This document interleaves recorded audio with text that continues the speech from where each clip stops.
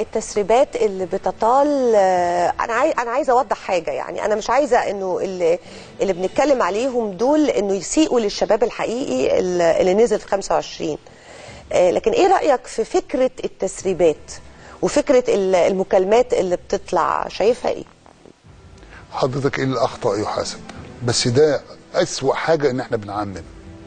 لا ما نعممش طبعا. ممكن لا. واحد لابس قميص ابيض جات له بقعه، مش مشكله. ليه دافع عن البقعه وما يعملهاش كده؟ أيوة. ويقول مالناش دعوه بالبقعه. ما هو كل اللي على راسه بطحه بيخاف حاس عليه. هيقول لك بقى اصل ده القانون والعداله. طب ما قال لك فتح روح اشتكي.